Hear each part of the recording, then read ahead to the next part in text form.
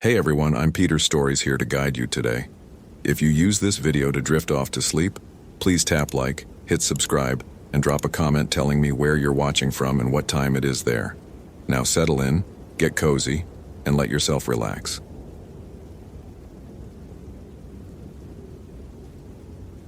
Michael Chen adjusted the weight of his radio on his belt for the third time in 10 minutes, the leather holster still feeling foreign against his hip.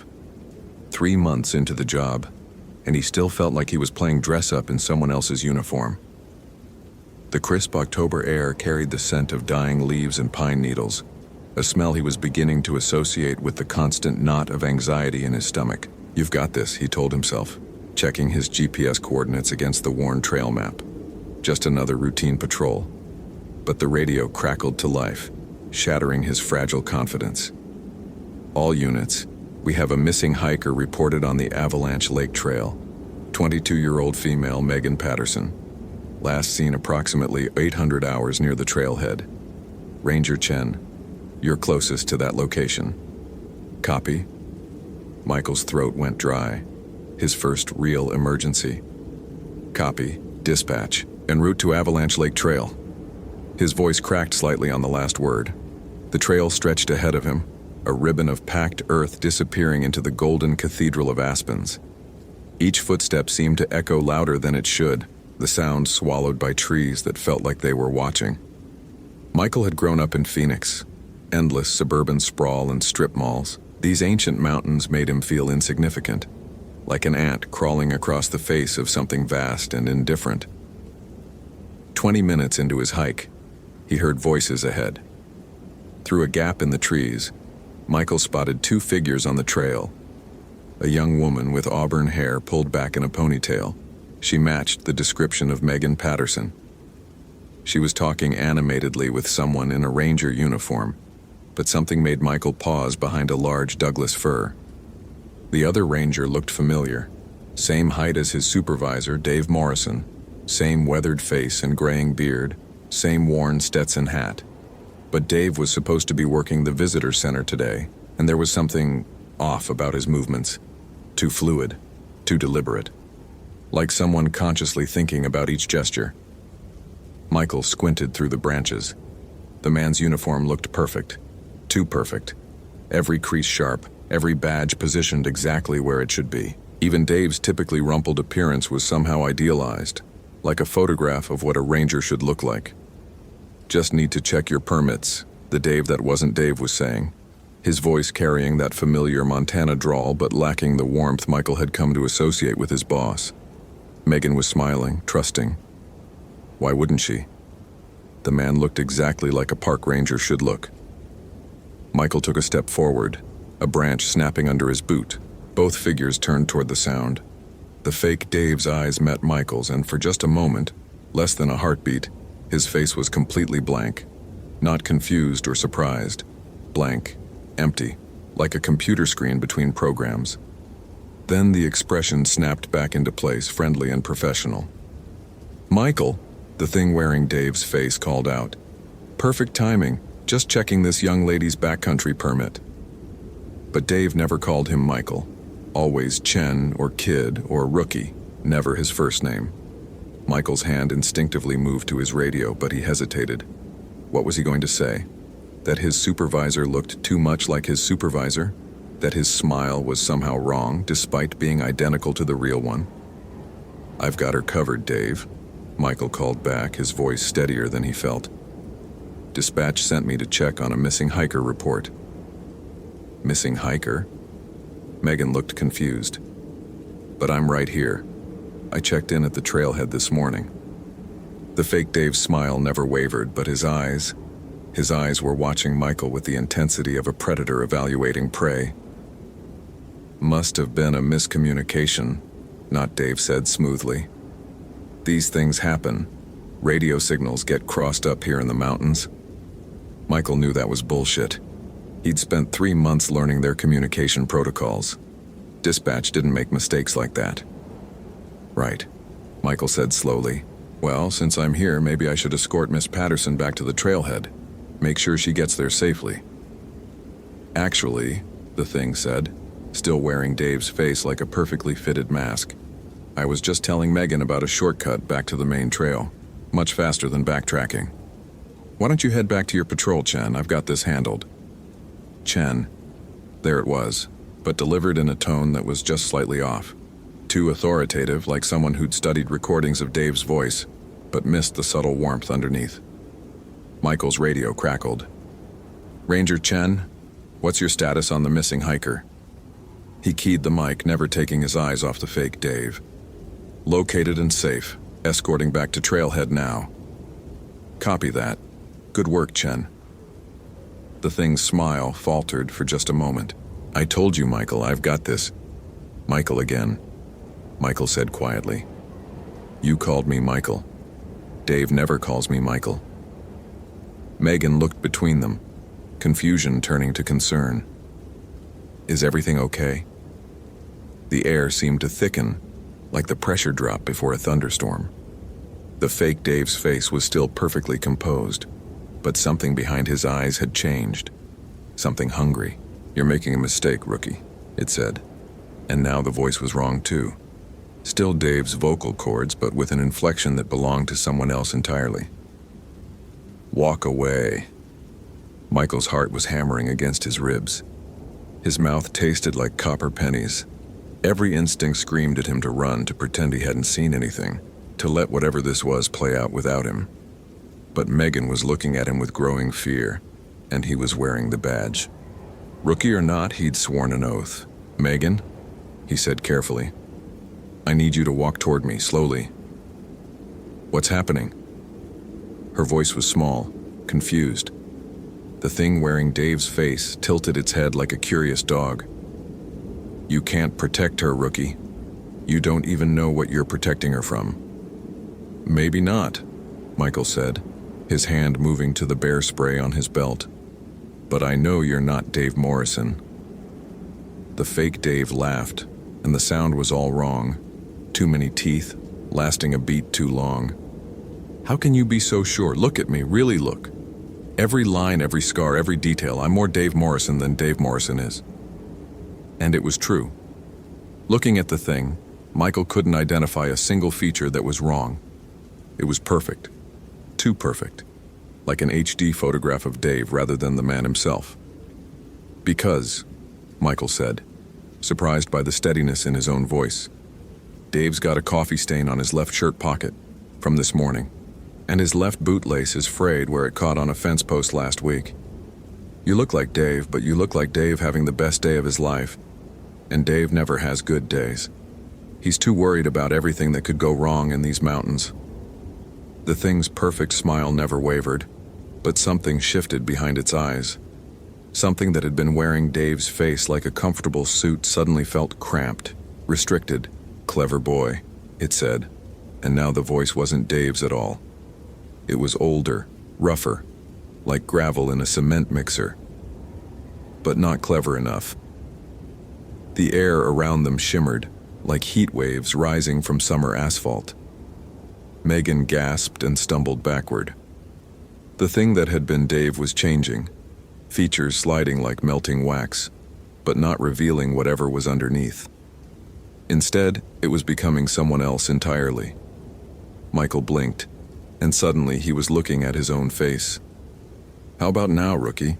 his own voice said from his own mouth in someone else's body. "Still think you can tell the difference?" Mid-story CTA. If this story is giving you chills, hit that follow button for more supernatural horror. What would you do in Michael's situation? Comment below. Michael staggered backward, his mind reeling. Looking at himself was like staring into a funhouse mirror that reflected too clearly. Every detail was perfect. The small scar above his left eyebrow from a childhood fall. The way his hair never quite lay flat in the back. Even the coffee stain on his own uniform shirt that he'd somehow forgotten about. "This isn't possible," he whispered. "Isn't it?" his own face said with his own voice, but twisted with an expression he'd never worn. "In these old mountains, Michael, identity is just another costume to put on. Just another mask to wear." Megan was backing away from both of them now, her face pale with terror. Which one is real?" The fake Michael laughed with his own laugh, but hearing it from outside his own body made his skin crawl.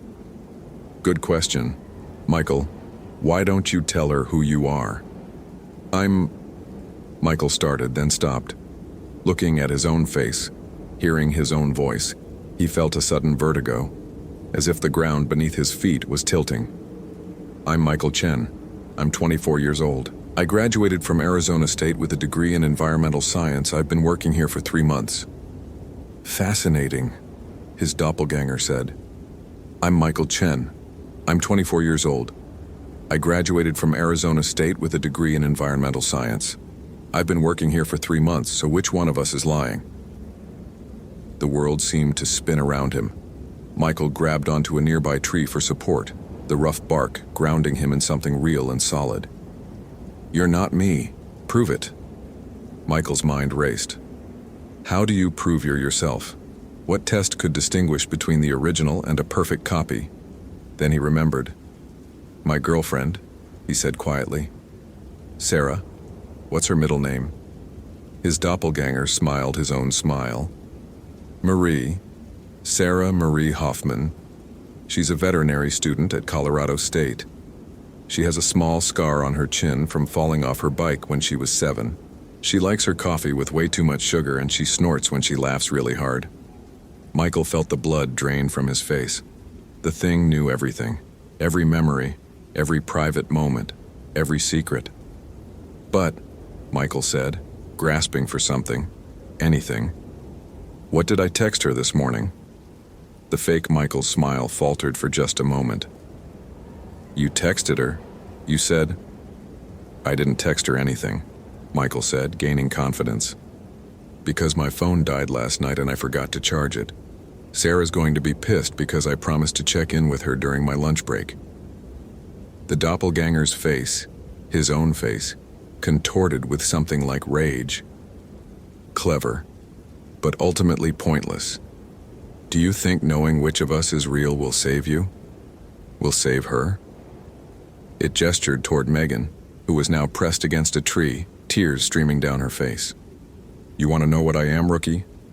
I'm what happens when the old stories wake up, when the legends that built these mountains remember they're hungry. Your people came here and named everything, cataloged everything, made maps and trails and visitor centers, but some things don't want to be mapped. The air around them grew thick and oppressive. The autumn sunlight filtering through the trees seemed to dim, though there were no clouds in the sky. I wear faces like you wear clothes, the thing continued, its features beginning to shift again.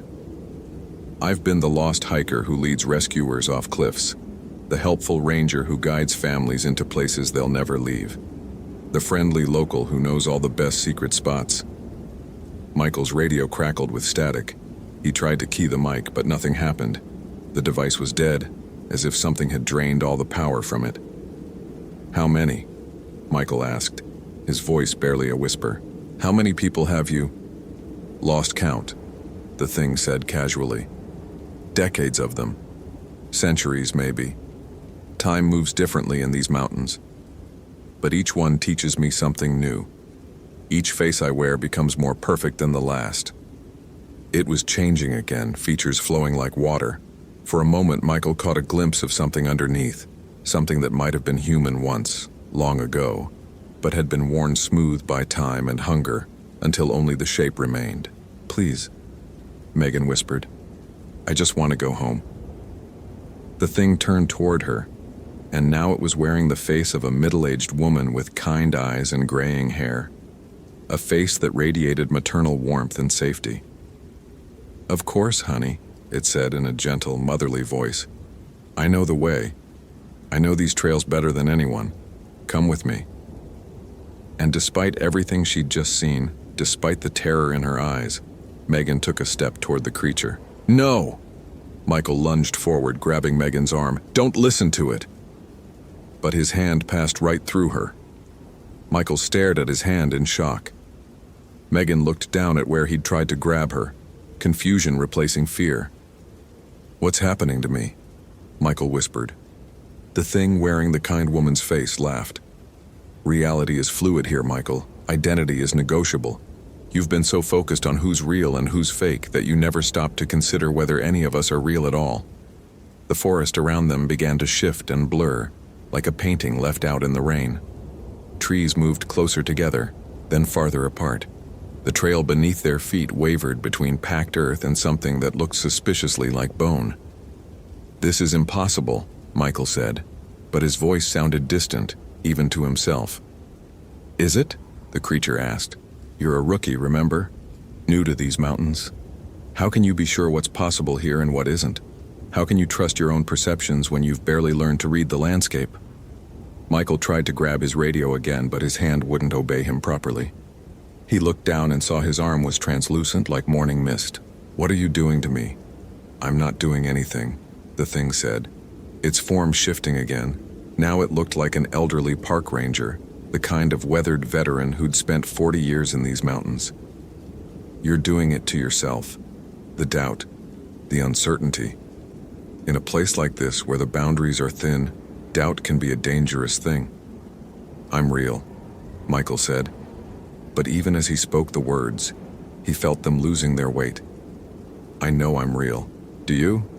You're a rookie who's never handled a real emergency. You're thousands of miles from home wearing a uniform that still feels like a costume. You've been questioning your competence for months. How hard would it be to question your very existence?" The creature was right, and that realization hit Michael like a physical blow. He had been questioning everything about himself since arriving in Montana. Every decision, every protocol, every interaction with his colleagues. He felt like an imposter playing at being a forest ranger. And now apparently he was becoming one. "Fight it," he whispered to himself. "Fight it." But the doubt was spreading through him like ice water in his veins. If he wasn't competent enough to be a real ranger, how could he be sure he was real at all? "I have memories," he said desperately. "Childhood, school, Sarah. I have a life." "So do I," the creature said, now wearing the face of a young man who looked like he could have gone to college with Michael. "I remember growing up in Phoenix. I remember the exact taste of my grandmother's tamales. I remember the first time I kissed Sarah, behind the chemistry building on a Tuesday afternoon in March." Michael's knees gave out. He sank to the forest floor, feeling the leaves crunch beneath him, or at least he thought he felt them. It was getting harder to tell. "The beautiful thing about a perfect copy," the creature continued, "is that from the copy's perspective it's the original. Your memories feel real because they are real. They're as real as anything in this forest." "But I'm not you," Michael said weakly. "Aren't you? Look at yourself, Michael. Really look." Michael looked down at his hands. They were barely visible now, like smoke given vague form.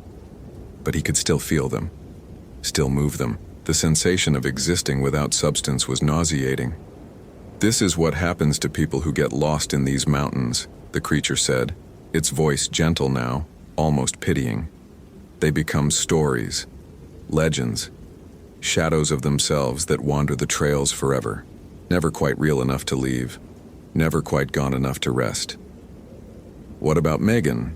Michael asked, looking at the woman who was still standing frozen, watching the conversation with growing terror. "What about her? She's just another lost hiker. They'll find her body in a few days, maybe a week. Exposure, probably. Tragic accident. These mountains are dangerous for people who don't know them. You're going to kill her." "I'm not going to do anything. She'll get lost, wander in circles until she collapses. It happens all the time. Ask any ranger who's worked these mountains for more than a few years. They all have stories." The creature paused, tilting its head as if listening to something only it could hear. "Speaking of which, I should probably get back to the visitor center. Dave Morrison is supposed to be working the information desk today, and we can't have him missing, can we? That would raise questions. The real Dave is probably having a very confusing day. Waking up in places he doesn't remember going. Finding his truck parked somewhere he doesn't remember driving. These things happen to people who work alone in isolated areas. Stress, fatigue. Eventually they'll suggest he take some time off. Maybe early retirement. And then I'll be Dave Morrison full-time." The creature's form solidified as it spoke, becoming a perfect replica of Michael's supervisor. It adjusted the Stetson hat and checked the radio on its belt, a radio that, unlike Michael's, was working perfectly. "This has been educational," it said in Dave's voice. "But I have work to do. A rookie ranger named Michael Chen is about to be reported missing. Very sad. They'll probably find him in a few weeks, if they find him at all." Another cautionary tale about the dangers of working alone in the wilderness. It turned to go, then paused. "Oh, and Michael? When you're wandering these trails for the next few decades, try not to think too hard about whether you're real or not. It'll only make the time pass slower." The thing that looked like Dave Morrison walked away down the trail whistling tunelessly. Within moments it was gone, swallowed by the forest. Michael tried to follow, but his legs wouldn't obey him properly. He was becoming more transparent by the minute, and his movements felt sluggish, like trying to run underwater. "Help!" he called out, but his voice was barely a whisper now. Megan turned toward the sound, looking around with confusion. "Hello? Is someone there?" She couldn't see him anymore. Michael watched helplessly as she began walking down the trail, following the path the creature had taken. She would get lost within the hour. The thing had been right about that. These mountains were maze-like, full of game trails that looked like real paths, sudden drop-offs hidden by vegetation, weather that could turn deadly without warning. But as he watched her walk away, something crystallized in Michael's mind. The creature had been wrong about one thing. Michael wasn't doubting himself because he was incompetent. He was doubting himself because he cared. Because every decision he made out here could mean the difference between someone going home safely or not going home at all. That weight of responsibility was what made him careful, what made him think twice about everything. A competent person should doubt themselves in a job like this. Overconfidence killed people in the wilderness, and if he was real enough to doubt, he was real enough to act. Michael forced himself to his feet. He couldn't feel the ground beneath his boots anymore, but he could still move. Translucent or not, fading or not, he was still wearing the badge. "Megan," he called out, putting everything he had into his voice. She stopped, looking around. "Who's there?" "My name is Michael Chen. I'm a park ranger. You're in danger." "I can't see you," she said, her voice trembling. "I know, but you can hear me, right? That's enough."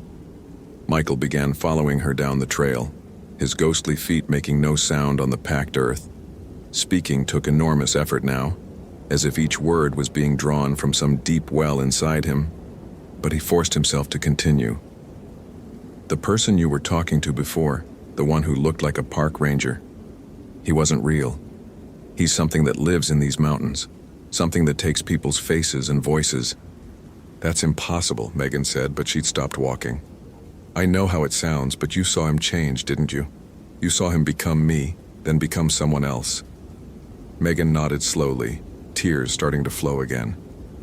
"He's going to try to lead you deeper into the forest, make you think you're taking a shortcut. You can't trust anyone you meet out here, no matter how official they look." "But how do I know you're not him too?" It was a fair question, and Michael realized he had no good answer. "You don't," he admitted. "But I'm not asking you to follow me. I'm asking you to go back the way you came, back to the trailhead. Can you do that?" Megan looked back down the trail, toward where the creature had disappeared. Then she looked in the opposite direction, toward the trailhead. "I think so. But what about you? If you're really a ranger, shouldn't you come with me?" Michael laughed, and the sound was hollow and distant. "I don't think I can.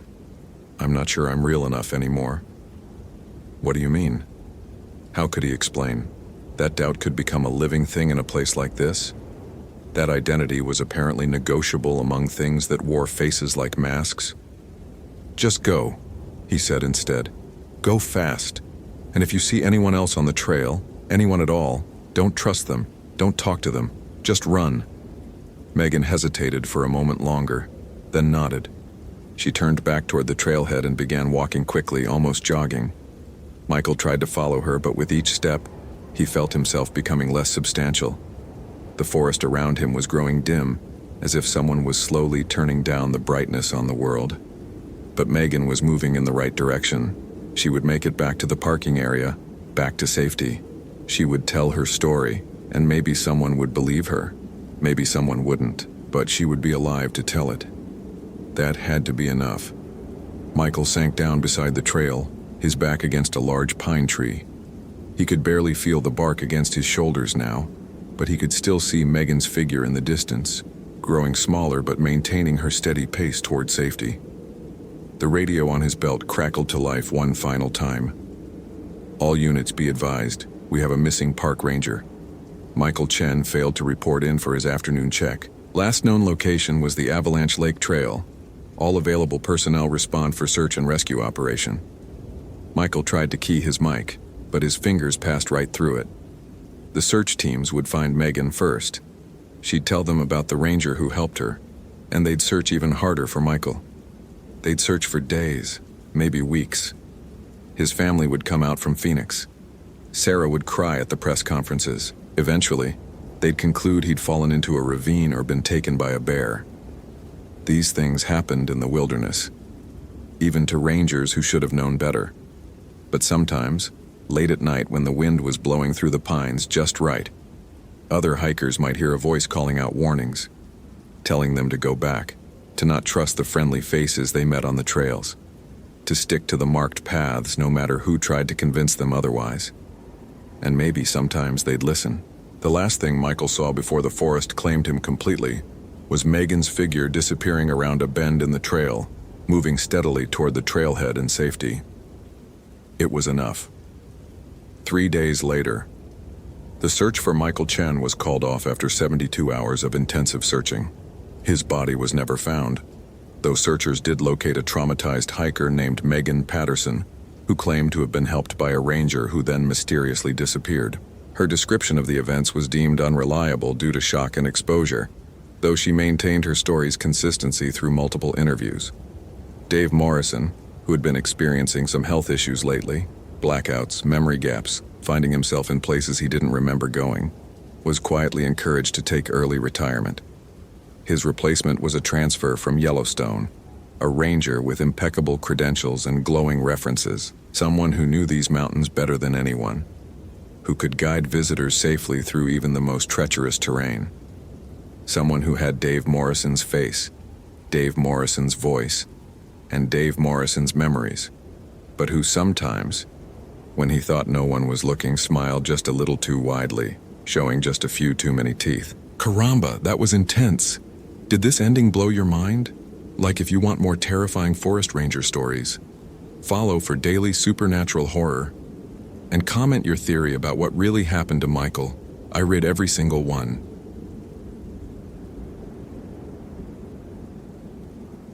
Sequoia, National Forest, California, October 2018. Andy Martinez adjusted his radio for the third time that morning, the static crackling through the quiet ranger station like broken glass. His colleagues had already headed out on their regular patrols, leaving him alone with a cardboard box that hadn't been opened in 3 years. The faded label read, Nicole Chen, missing person case, or 2015-087, closed. But Andy knew it shouldn't be closed.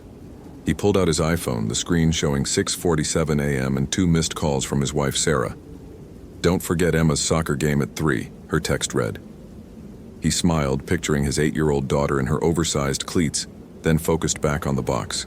Inside, crime scene photos showed the Devil's Backbone Trail exactly as he'd found it yesterday, except these were taken 3 years ago.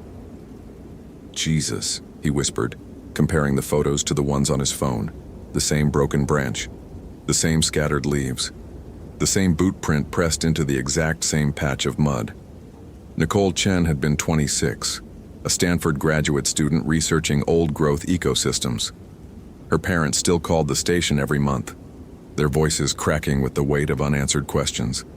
Andy had read their statements so many times he could recite them. She was experienced. She knew these trails. Nicole would never just disappear. The radio crackled. "Martinez, you copy?" It was Sergeant Williams, his voice carrying the usual note of barely concealed irritation. "Copy, Sarge." What's your 20? Johnson said you were digging through old files again. Andy's jaw tightened. Johnson. The same guy who'd called his theory about trail patterns college boy bullshit last month. I'm at the station reviewing the Chen case. A pause. Static. Then, son, that case is colder than a witch's tit.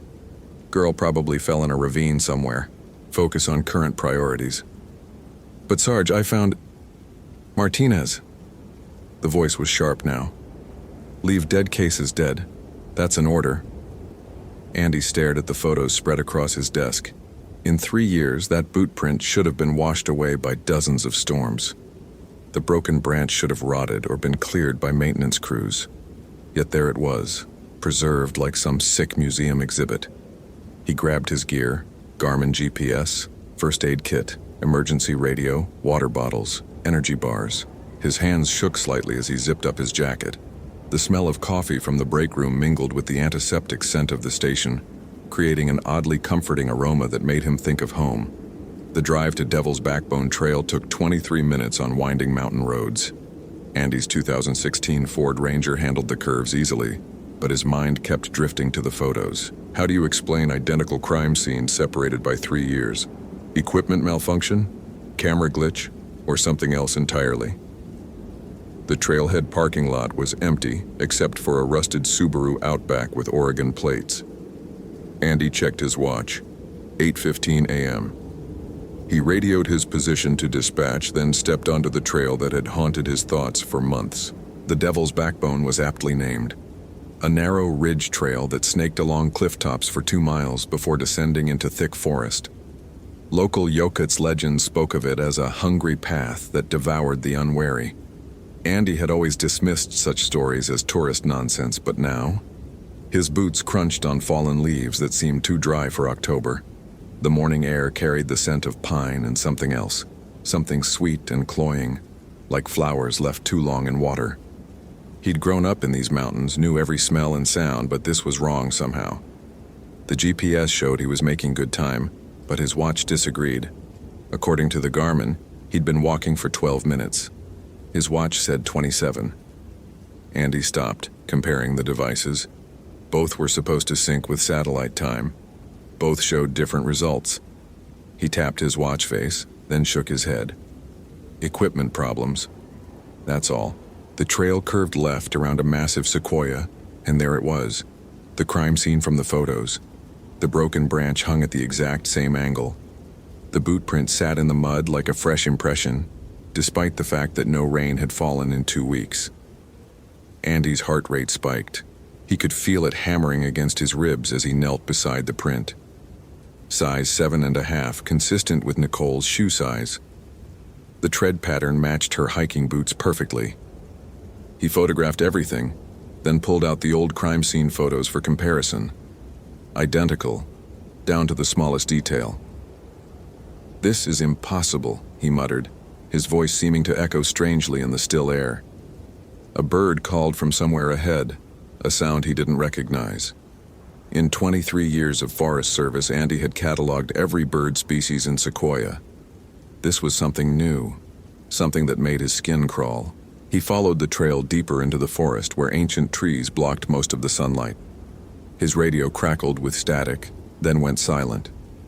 No bars on his phone. Standard for this elevation, but the isolation felt heavier today. The sweet floral scent grew stronger. Andy's stomach churned.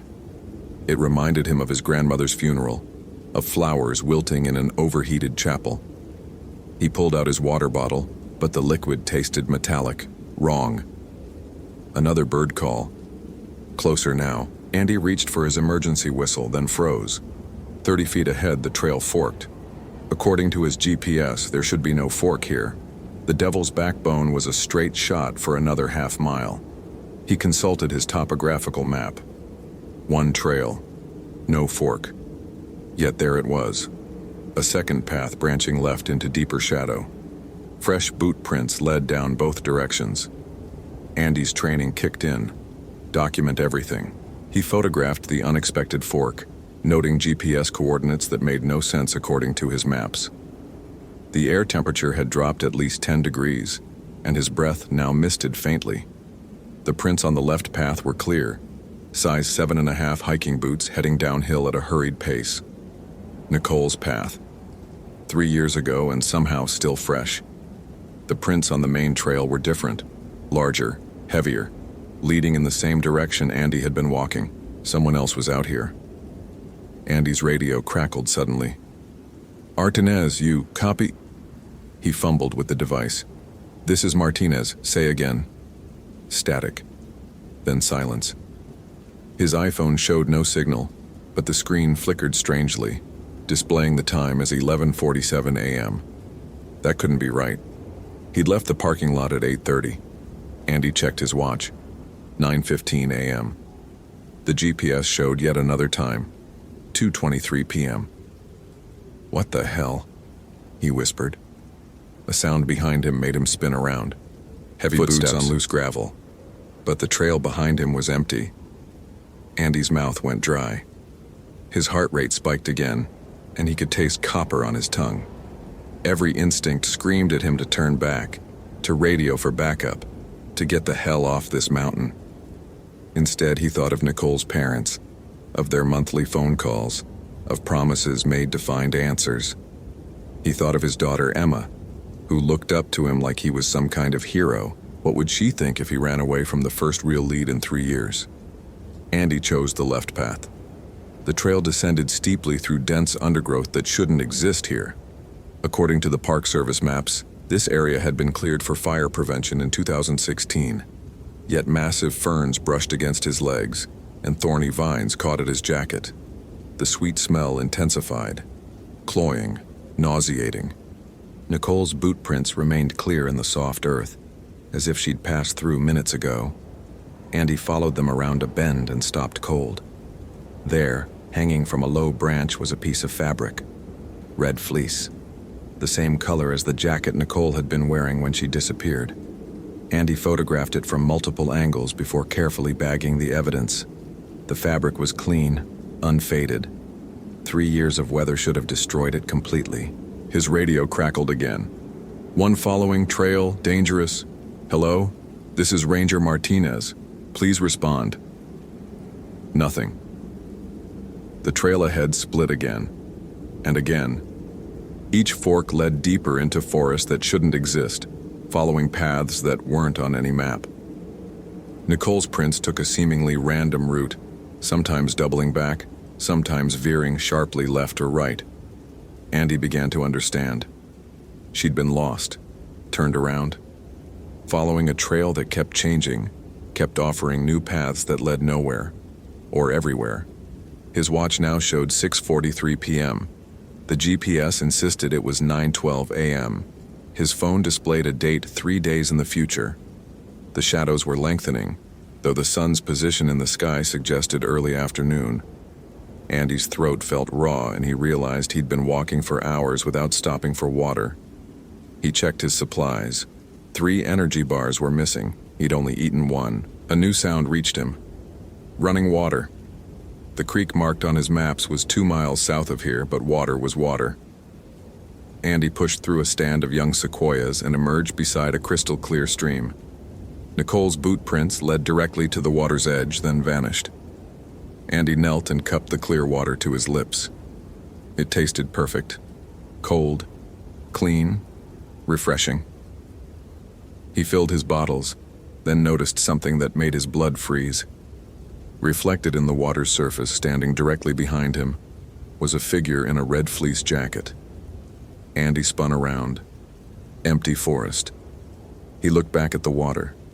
Just his own reflection, pale and wide-eyed. "Nicole?" he called out, his voice cracking. "Nicole Chen? If you're out here, I'm here to help." The forest absorbed his words without echo. Then from somewhere ahead came a response. "Help. Me." The voice was female, weak, desperate. Andy crashed through the underbrush toward the sound, his heart pounding. "Where are you? Keep talking." "Help. Me. Please." The voice seemed to come from everywhere and nowhere. Andy spun in circles, trying to pinpoint the source. His radio crackled with garbled transmissions, and his phone screen flickered between random times and dates. "I'm coming. Stay where you are." But as he stumbled forward, the forest around him began to change. Trees shifted position when he wasn't looking directly at them. Paths appeared and disappeared. The ground beneath his feet felt solid one moment, uncertain the next. Andy realized with growing horror that he was lost. Completely, utterly lost in a forest he'd known since childhood, following trails that shouldn't exist, chasing a voice that might not be human. His GPS showed coordinates that placed him in the middle of the Pacific Ocean. As darkness fell with unnatural speed, Andy understood the truth about Devil's Backbone Trail. It wasn't just a path through the forest. It was alive, hungry, and it had been feeding for far longer than 3 years. Somewhere in the distance, Nicole's voice continued calling for help. But Andy was beginning to wonder if helping her was possible, or if he'd simply become the next person to disappear into the hungry darkness of a trail that existed outside of time and reason. His last coherent thought before the forest swallowed him completely was of Emma, waiting for him to come home from her soccer game. But according to his phone, that game had happened 3 days ago.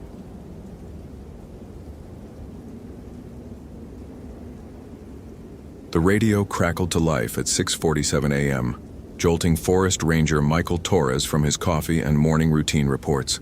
23 years patrolling these mountains, and he still felt that familiar surge of adrenaline when dispatch called. Unit 47, we've got a missing hiker reported in Sector 12.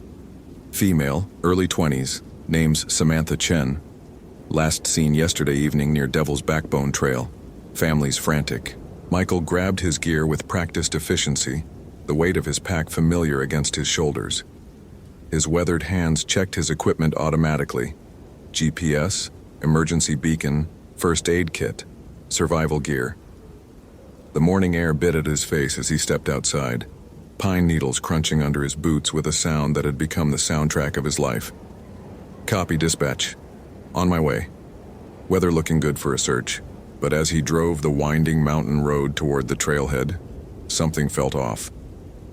The usual dawn chorus of birds was absent, leaving an unnatural silence that made his skin crawl. Michael shook his head, annoyed at himself.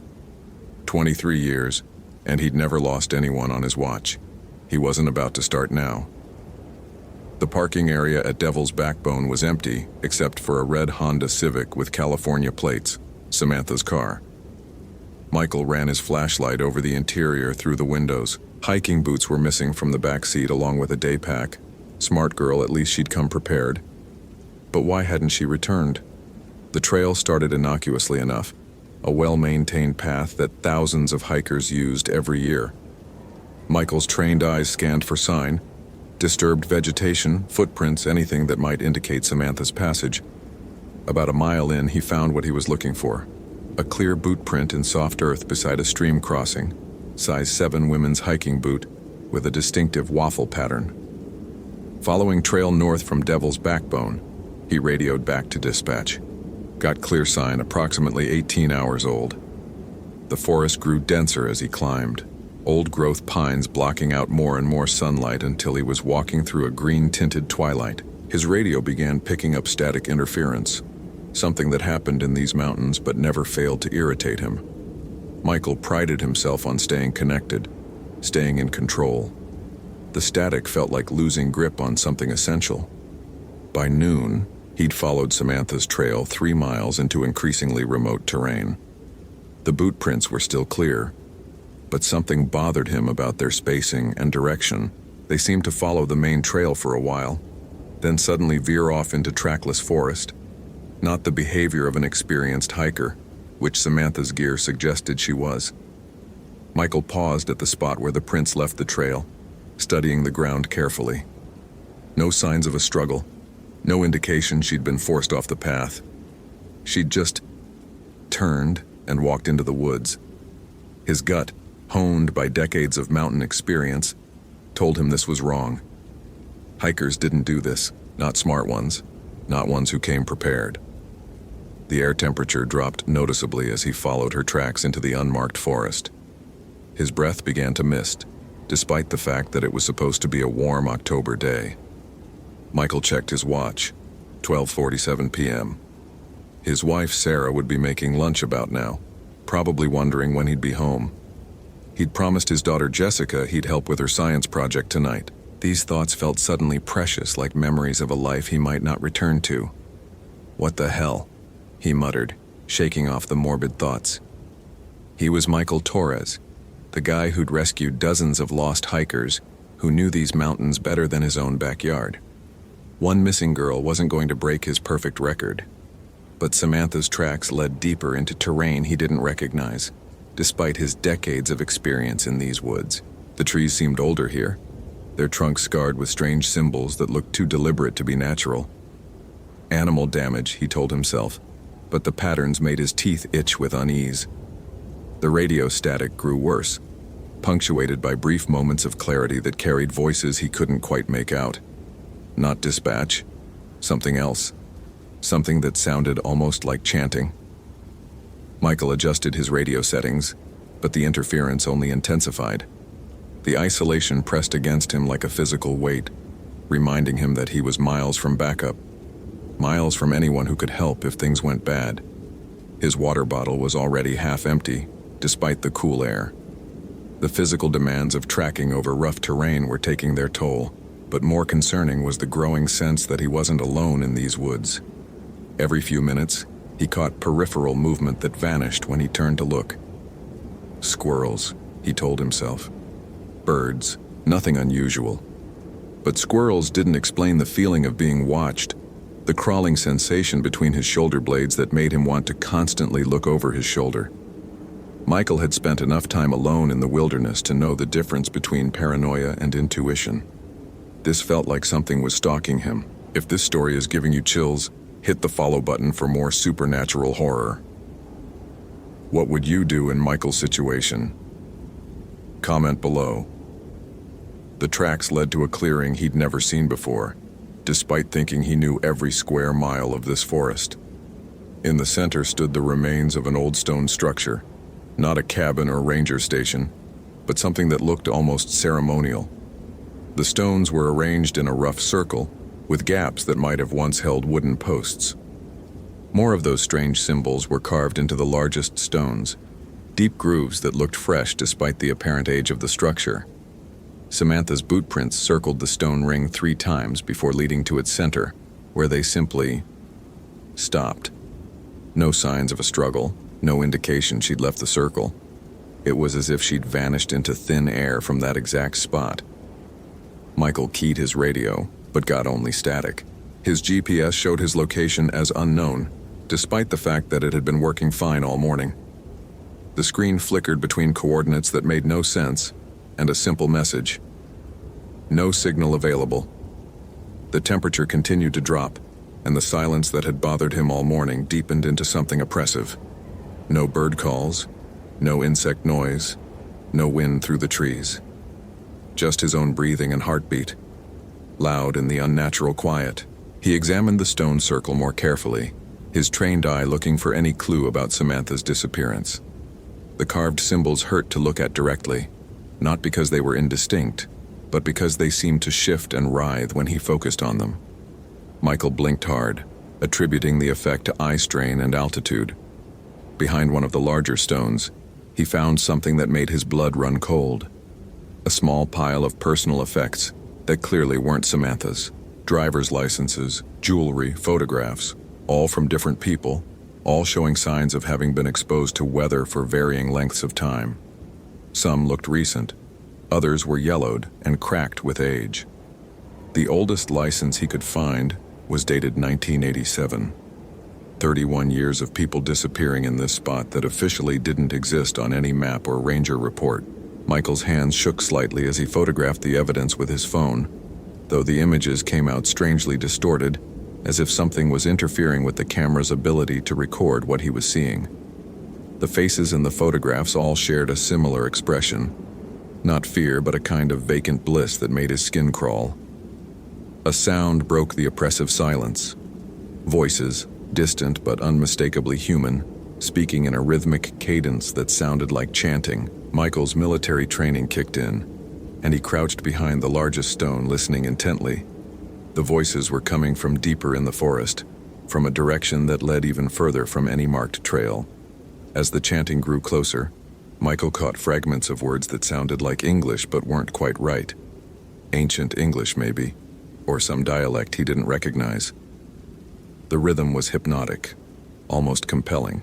He found himself taking an unconscious step toward the sound before snapping back to awareness. His radio suddenly crackled to life with perfect clarity. "Unit 47, report your location. We've lost your signal." But when Michael tried to respond, his radio went dead again. The brief contact felt like a lifeline that had been yanked away, leaving him more isolated than before.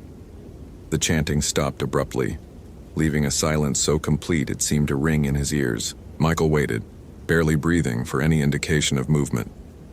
Instead, he heard something worse. Samantha's voice, calling for help from somewhere beyond the trees. "Help me! Please, someone help me! I'm hurt!" The voice was weak, desperate, exactly what he'd expect from someone who'd been lost in the woods overnight. Every instinct told him to respond, to follow the voice and rescue her. But 31 years of collected driver's licenses suggested this might not be as simple as it seemed. Michael made a decision that went against every principle of his career. He didn't immediately respond to the cry for help.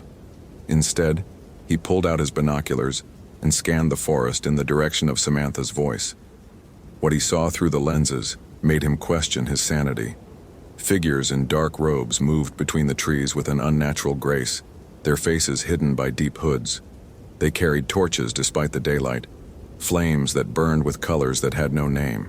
At their center walked a figure that might have been Samantha, the right height and build, wearing hiking clothes. But something about her movement was wrong. Too fluid, too purposeful for someone who was supposedly lost and injured. The chanting resumed, and this time Michael could make out more of the words. They weren't in any language he recognized, but they seemed to bypass his ears and resonate directly in his bones. The sound made him nauseous, made his vision blur at the edges. He had to grip the stone to keep from falling. His phone buzzed with a text message, somehow managing to get through whatever was interfering with his other communications. The message was from Sarah. "Jess is worried. You promised to help with homework. Love you." The normalcy of the message, the reminder of his real life, his family, his responsibilities, cut through the hypnotic effect of the chanting like a slap. Michael shook his head clear and realized he'd been standing upright, no longer hidden behind the stone. The robed figures had stopped chanting and were looking directly at him, though he couldn't see their faces. Samantha's voice called out again, but this time it was different. Michael Torres, I know you're there. I've been waiting for you." No lost hiker should know his name. No lost hiker should sound like they'd been expecting him specifically. Michael's hand moved instinctively to his sidearm. Not standard ranger equipment, but something he'd carried since his army days, and had never been more grateful to have. The robed figures began moving toward him in perfect synchronization, their torches leaving trails of impossible color in the air. Michael backed away from the stone circle, keeping them in sight while looking for escape routes. The forest that had seemed merely dense before now felt actively hostile, branches catching at his clothes and roots trying to trip him with every step. His rational mind cataloged the tactical situation. Unknown number of hostiles, unfamiliar terrain, no backup, limited ammunition, compromised communications. Every principle of survival told him to retreat, to get back to his vehicle and call for massive backup. But 31 driver's licenses told him that people had been disappearing here for decades, and nobody had ever found this place before. If he left now, Samantha would become number 32, and the pattern would continue until someone else stumbled onto this nightmare, someone who might not be as well trained or well armed as he was. Michael Torres had never run from a fight in his life, and he wasn't about to start now.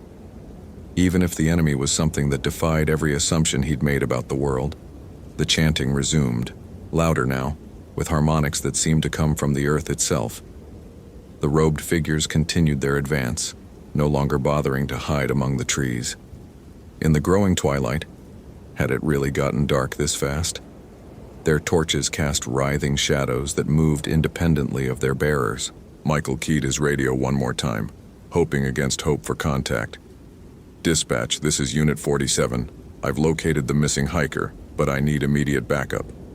We have a situation here that's beyond normal parameters. Repeat, I need backup now.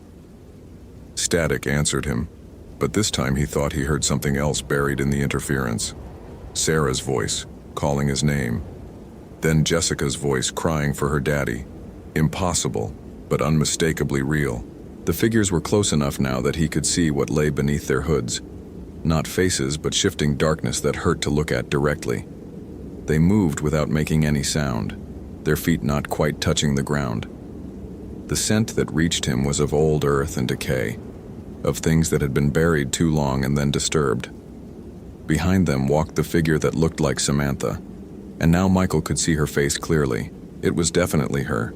The same features from her driver's license photo, the same facial structure, but her eyes held no recognition, no fear, no human emotion at all. She moved like a sleepwalker, or like someone being controlled by invisible strings. "Join us, Michael," she said in a voice that was hers but wrong. "We've been waiting so long for someone like you, someone strong, someone who could complete the circle." The stone ring behind him began to glow with the same impossible colors as the torches. Michael risked a glance back and saw that the carved symbols were moving, rearranging themselves into new patterns that made his eyes water and his brain itch. The temperature dropped another 10 degrees in as many seconds, and his breath now came out in thick clouds. This was it. This was the moment where his old life ended and something new began. Michael Torres, the man who'd never lost a hiker, who'd built his identity on being unshakable, who thought he'd seen everything these mountains could throw at him, was about to discover how wrong he'd been about everything. But as the circle of robed figures closed around him, as Samantha's empty eyes locked onto his, as reality itself seemed to warp and bend in ways that violated every natural law he'd ever trusted, Michael thought of Sarah making lunch and Jessica waiting for help with her homework. He thought of 23 years of successful rescues, of a perfect record he'd built one saved life at a time. The chanting reached a crescendo that seemed to shake the earth itself. The stone circle flared with light that had no earthly source, and Michael Torres, who'd never backed down from anything in his life, raised his weapon and prepared to fight something that shouldn't exist for a girl who might already be lost, and a life he was determined to return to. Whatever happened next, it would redefine his understanding of what was possible in this world. And somewhere in the back of his mind, a terrible certainty was growing. He might save Samantha. He might even survive this encounter. But he would never be the same man who'd answered that radio call this morning. The forest held its breath, waiting to see what a lifetime of courage could accomplish against forces that existed outside the boundaries of human understanding. The end. Holy hell, that was intense. Did that ending blow your mind? Like if you want more terrifying forest ranger stories, follow for daily supernatural horror, and comment your theory about what really happened to Samantha. I read every single one.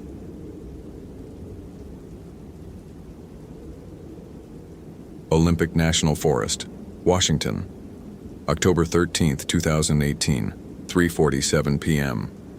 The static from Ranger David Sullivan's radio cut through the October air like a rusty blade. 3 years since the Cascade incident, and his hands still trembled when dispatch called during search operations. The weight of his Glock 40 felt heavier than usual against his hip, and the familiar ache in his chest, the one that never quite went away, pulsed with each heartbeat. Base to Sullivan. Over. David's fingers fumbled with the radio clip, muscle memory fighting against the involuntary shake that still plagued him during high-stress calls. The smell of wet pine needles and decomposing leaves filled his nostrils, autumn scents that should have been comforting but instead triggered flashes of memory he'd rather forget. Sullivan here, over. We've got a missing hiker on the Quinault Ridge Trail. 23-year-old female Jessica Chen, last seen by camping party around 2:30 p.m. Family's getting panicked. You're closest to the area. David's throat constricted. 23. Same age as Melissa had been. He closed his eyes, feeling the October wind cut through his Forest Service jacket, and forced himself to breathe slowly through his nose. This is different. This is just a lost hiker. Copy that. ETA 15 minutes. Any additional details on last known position? Witness says she was heading toward the old logging road near Miller Creek. Said she wanted to check out some weird symbols carved into trees. Probably just old survey markers, but... The radio went quiet for a moment, leaving David with only the sound of his own increasingly rapid heartbeat and the whisper of wind through Douglas firs that stretched toward an overcast sky. But what dispatch? Well, this is the third missing person report in that area this month. Other two turned up fine after getting turned around, but just keep your eyes open, Sullivan. If this story is giving you chills, hit that follow button for more supernatural horror. What would you do in David's situation? Comment below. David's boots crunched against the frost-covered trail as he made his way toward Miller Creek, each step stirring up the earthy scent of wet soil and rotting leaves. His breath formed small clouds in the cold air, and he could feel the familiar weight of his emergency pack pulling at his shoulders. First aid kit, emergency beacon, MREs, water purification tablets. Standard equipment that had saved lives before, though sometimes David wondered if any amount of preparation could protect against the kinds of things that lurked in the deep woods. His iPhone 8 showed 2 bars of signal, which would disappear completely once he got deeper into the forest. The GPS app displayed his location as a blue dot moving through a sea of green, but David had learned not to trust technology completely.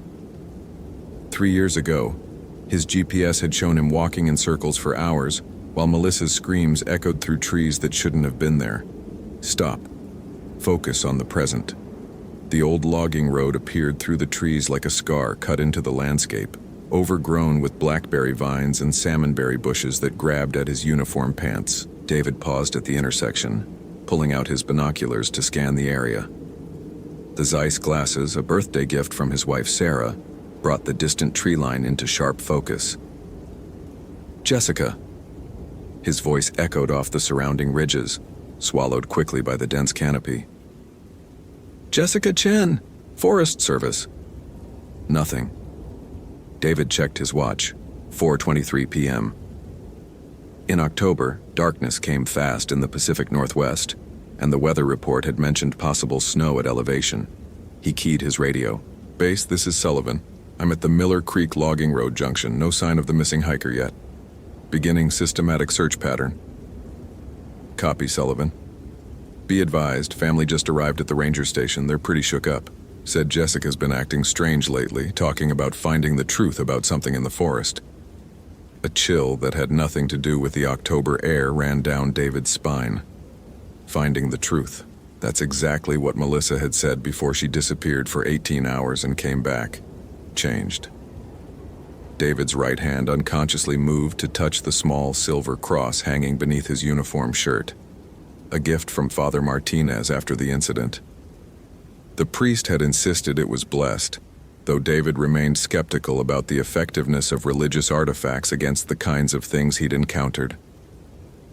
Any specifics about what kind of truth she was looking for? Negative.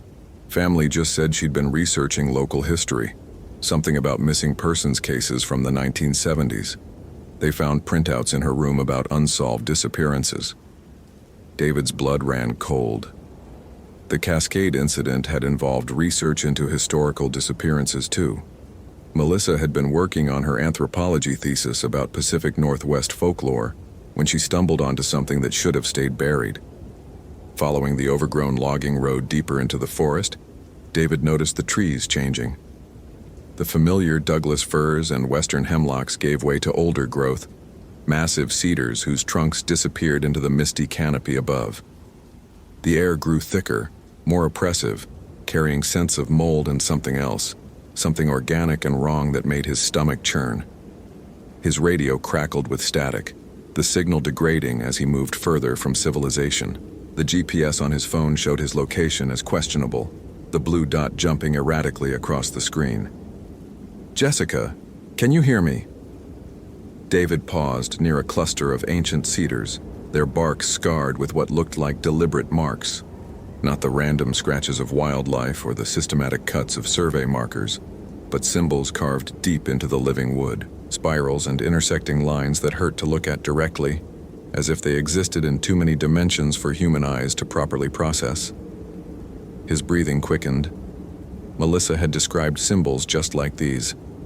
The sound of breaking branches made him spin around, hand instinctively moving to his sidearm. Through the trees, perhaps 50 yards away, he caught a glimpse of movement, a flash of red fabric that could be a hiker's jacket. Jessica! David plunged through the underbrush, branches whipping at his face and catching on his equipment belt. The red fabric stayed just ahead of him, always visible, but never close enough to identify clearly. His boots slipped on wet leaves and mossy logs as he pursued the figure through terrain that seemed to shift and change with each step. This is wrong. The topography shouldn't be changing like this. His radio burst with static and garbled voices that sounded almost like chanting, forcing him to turn down the volume. The GPS on his phone had given up entirely, showing only a blank screen with the message, "Location not available." Suddenly, David broke through a wall of vegetation into a small clearing he'd never seen before, despite having patrolled this area for over 8 years. In the center of the clearing stood a young Asian woman in a red hiking jacket, her back turned to him. Her black hair hung loose around her shoulders, and she stood perfectly still among the fallen leaves. "Jessica?" David approached slowly, one hand raised in a peaceful gesture, the other resting on his radio. "Jessica Chen? I'm Ranger Sullivan with the Forest Service. Your family is worried about you." The woman didn't respond. She stood motionless, facing a large cedar tree whose trunk was covered in the same disturbing symbols David had noticed earlier.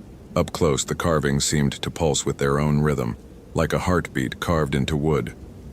"Jessica, I need you to turn around slowly and talk to me. Are you injured?" David was close enough now to smell her shampoo, something floral and clean that contrasted sharply with the musty odors of the forest. Close enough to see that her shoulders were rising and falling with steady breathing. Close enough to realize that something was terribly wrong. "Jessica?" When she finally turned around, David's world shattered. The woman had Jessica's body, Jessica's red jacket, Jessica's long black hair, but her face was a blank expanse of skin, smooth and featureless as polished marble. No eyes, no nose, no mouth, just an empty canvas where a human face should have been. David's hand flew to his weapon as his mind reeled, trying to process what he was seeing. The training kicked in. Assess the threat, radio for backup, maintain safe distance, but the training manual had never covered anything like this. "This isn't real," he whispered, backing away from the impossible figure. "This isn't fucking real." The faceless Jessica tilted her head at an angle that suggested she was listening, though she had no ears to hear with. Around the clearing, David became aware of other figures emerging from between the trees. Men and women in outdoor clothing, all facing him with the same terrible absence where their faces should have been.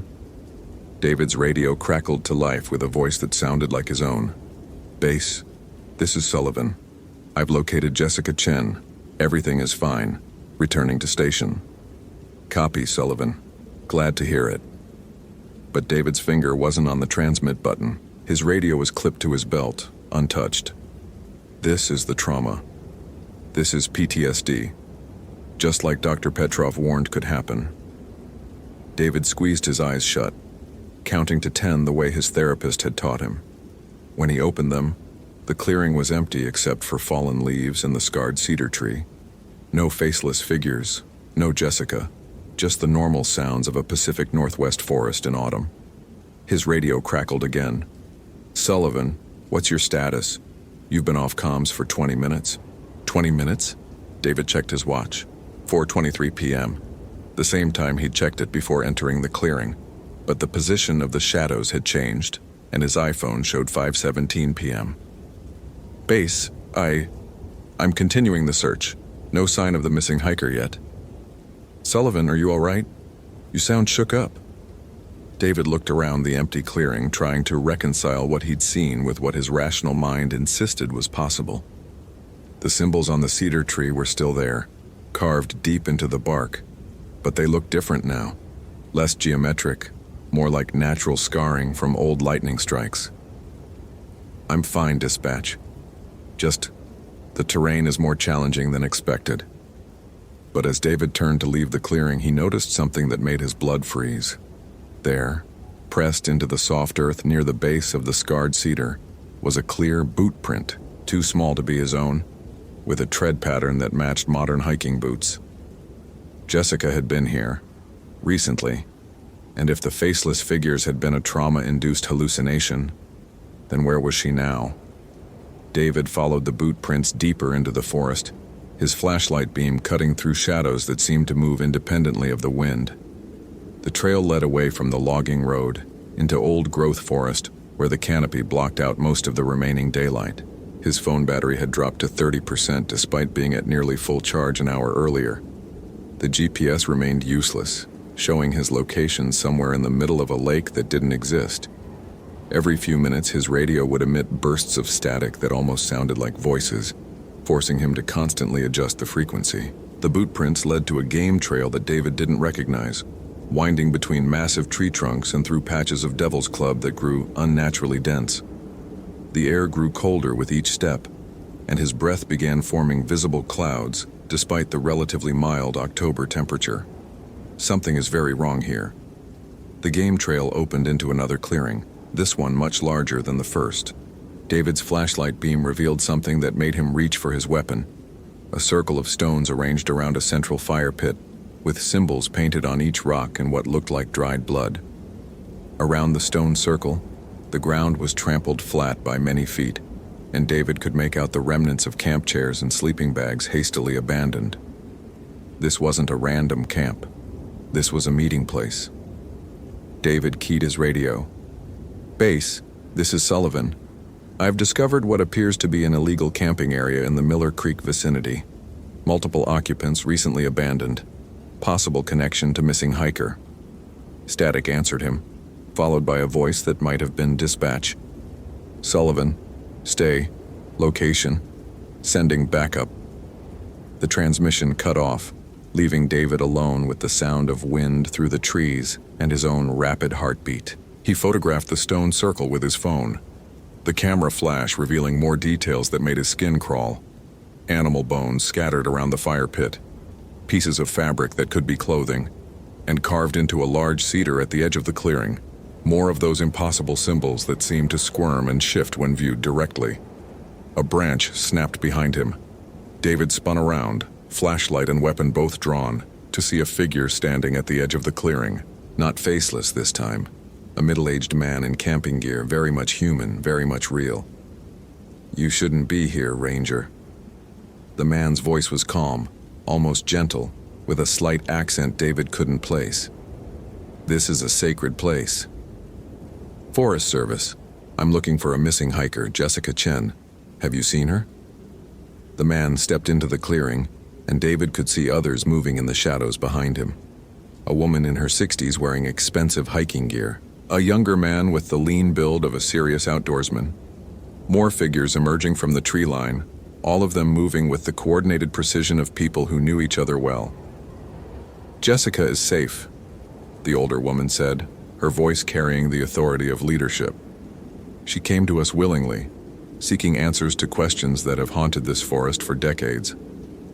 David kept his weapon lowered but ready, playing for time while he assessed the situation. 8 people that he could see, probably more in the trees, all of them between him and the trail back to civilization. His radio remained silent despite repeated attempts to raise dispatch. "I need to see her, now. If she's safe, there's no reason she can't speak for herself." The woman smiled, and David noticed that her teeth were stained red. "Oh, she will speak, when the circle is complete and the old ways are honored. Your friend Melissa spoke beautifully before she joined us." David's world tilted. Melissa was dead, had been dead for 3 years, officially ruled a suicide after her body was found at the bottom of Cascade Falls. Except David had never believed the official story because the body they found wasn't quite right. Close enough to pass forensic examination, but wrong in ways that only someone who had known her intimately would notice. Melissa died 3 years ago. "Death is just another boundary to cross," the man said, stepping closer, "like the boundary between your world and ours." Jessica understood this when she came seeking the truth about the disappearances. just as Melissa understood when she found our sacred grove. David's finger moved to the trigger guard of his Glock. "Where is Jessica? I want to see her now, or I'm calling for backup and shutting down this entire operation." The woman laughed, a sound like wind chimes made of bone. "Call for backup, Ranger Sullivan. Your radio hasn't worked since you entered our territory. Your GPS shows you in places that don't exist. Your phone battery drains despite being connected to nothing." She was right. David's iPhone now showed 15% battery and no signal bars at all. His radio produced only static no matter which frequency he tried. "Technology is a crutch," the older man said. "Out here, in the deep woods where the old power still runs strong, only faith matters. Faith and sacrifice." Sacrifice? David's weapon was fully raised now, safety off, trained on the woman who seemed to be the group's leader. "What kind of sacrifice?" "The kind that opens doors," she replied. "The kind that lets the lost ones find their way home." Melissa understood. She gave herself willingly to become a bridge between worlds. From somewhere beyond the clearing, carried on wind that seemed to blow from all directions at once, David heard a voice calling his name, a woman's voice, familiar and impossible. "David, help me, I'm so cold." Melissa's voice. Melissa, who had been dead for 3 years. Melissa, whose body had been found broken on the rocks below Cascade Falls after David had spent 18 hours searching for her in terrain that kept changing around him. "She's waiting for you," the woman said softly. "In the sacred grove where the boundaries are thin.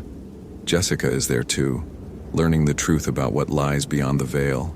"David, please, I can't find my way back."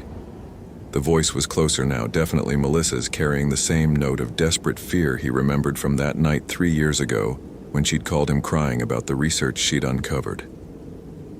Research into missing persons cases that went back to the 1800s, all centered around this same stretch of forest.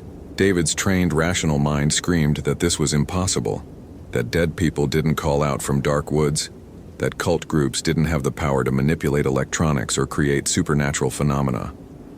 But his traumatized heart recognized the voice with absolute certainty.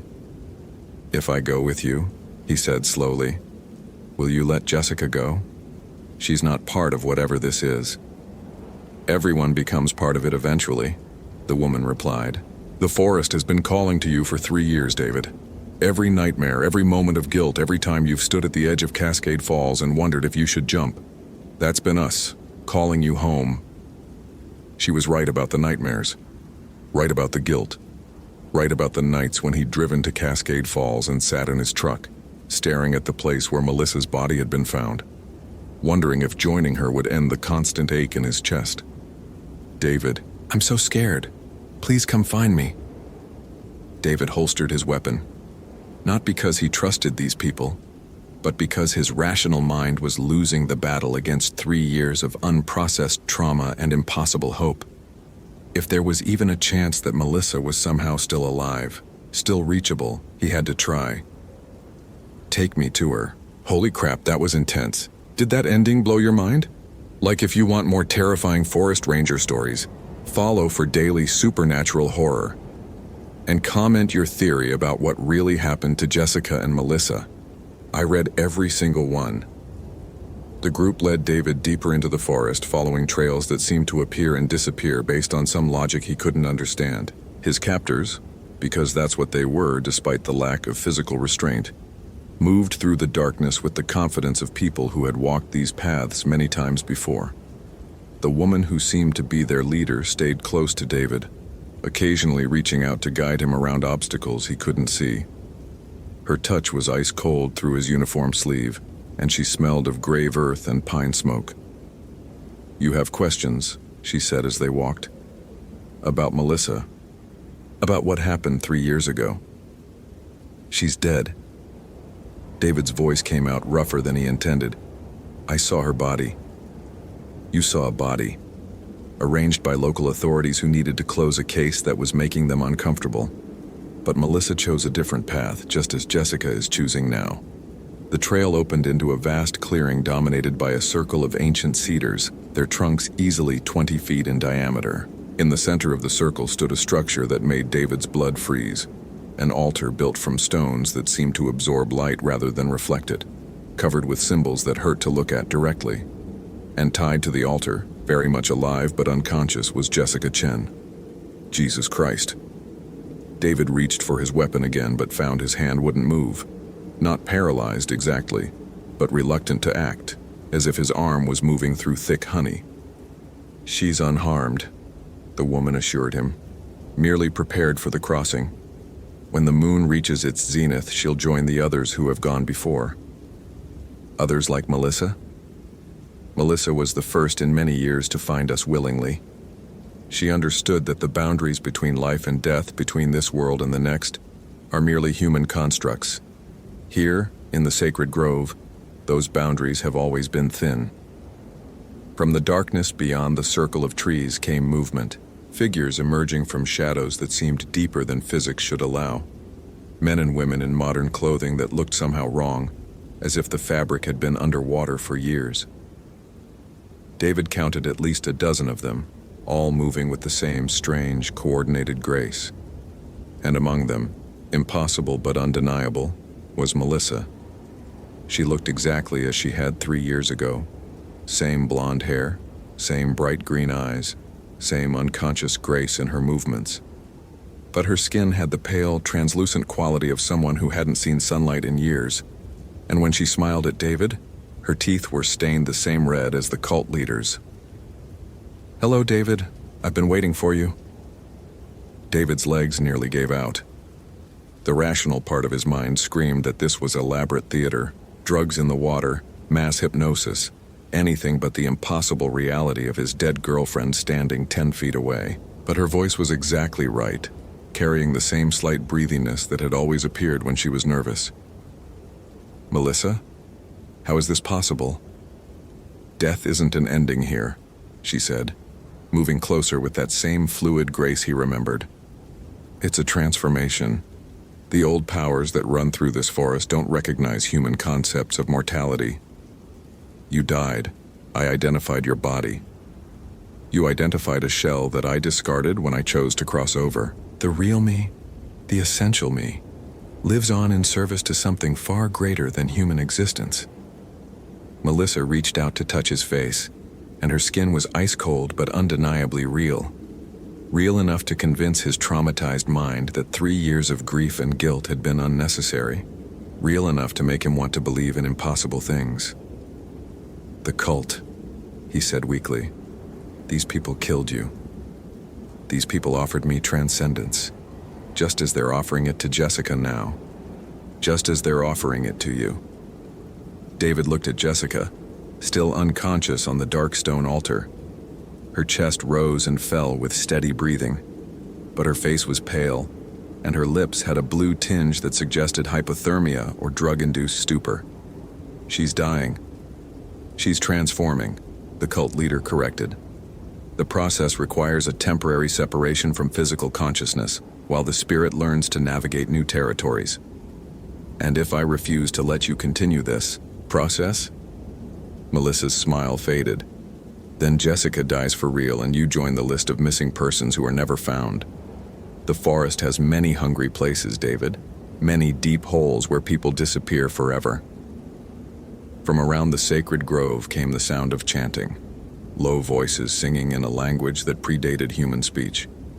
The symbols carved into the ancient cedars began to glow with soft phosphorescence, and the air itself seemed to thicken with presence. David's rational mind made a final desperate attempt to assert reality. "This is a drug-induced hallucination. These people dosed you with something when you weren't looking. Melissa is dead and has been dead for 3 years. None of this is real." But Melissa's hand on his face felt real. The cold air cutting through his jacket felt real. Jessica's labored breathing from the altar felt terrifyingly real. "What do you want from me?" "Join us," Melissa said simply. "Complete the circle. Help Jessica make the crossing safely and then make it yourself. We can be together again, David. Really together. Beyond the limitations of flesh and blood." The chanting grew louder, and David realized that the modern-dressed figures around the grove weren't quite human anymore. Their movements were too fluid. Their eyes reflected light like an animal's, and when they opened their mouths to sing, he could see too many teeth.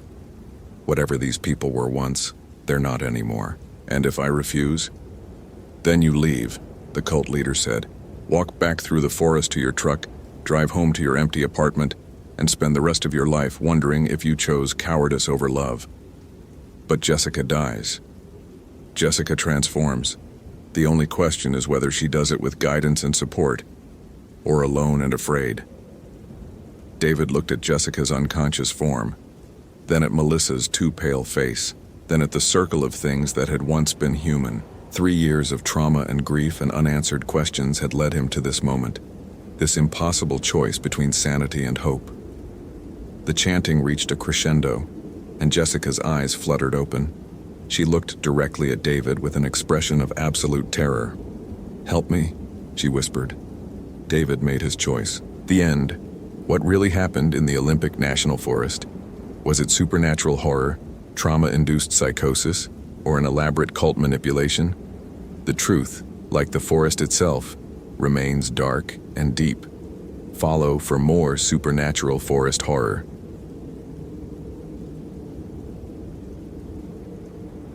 My name is Christopher, and I saw Ashley for the last time 3 meters ahead of me on the trail before she simply disappeared. It was October 14th, 2018, and I'd been a ranger at Olympic National Park for 17 years. 17 years of successful rescues, of bringing lost hikers home to their families, of never losing anyone on my watch. That streak ended at 2:47 p.m. on the Hoh River Trail, when Ashley Brennan vanished into thin air while I was escorting her back to the trailhead. She'd been reported missing the night before by her college roommates. 21 years old, brunette wearing a red North Face jacket and carrying a blue JanSport backpack. Standard search and rescue. I'd found her sitting by Miller Creek, seemingly unharmed, claiming she'd gotten turned around in the fog. Relief flooded through me as I radioed base. Ranger Station, this is Unit 47. I've located the missing hiker. Ashley Brennan is safe and uninjured. Escorting her back to Trailhead Alpha now. The radio crackled back with Sarah's voice from dispatch.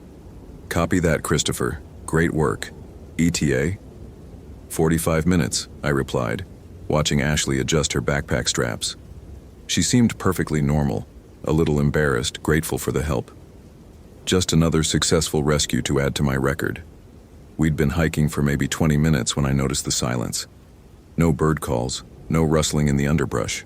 Even the ever-present sound of the Hoh River seemed muted. In my experience, animals going quiet usually meant predators nearby, mountain lions or bears. I instinctively moved closer to Ashley. Stay close, I told her, my hand moving to the bear spray on my belt. Something's got the wildlife spooked. She nodded, her brown eyes scanning the towering Sitka spruces that formed a cathedral ceiling above us. The October afternoon light filtered through the canopy in pale, slanted beams that seemed to bend at wrong angles. That's when my radio crackled to life with a burst of static so loud it made us both jump. Christopher? Christopher, can you hear me? The voice was faint, distorted, but unmistakably female. I grabbed the radio from my belt, frowning at the display. The signal strength showed full bars, but something was wrong with the audio quality. This is Ranger Christopher, go ahead. Christopher, I'm lost. I can't find the trail. Please help me. I glanced at Ashley, who was staring at my radio with a strange expression. This is Ranger Christopher, I repeated into the device.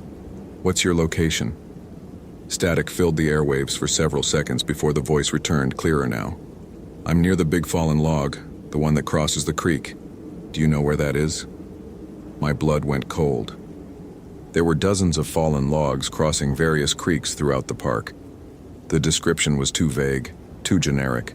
Standard protocol required specific landmarks or GPS coordinates. No experienced hiker would give such useless location data.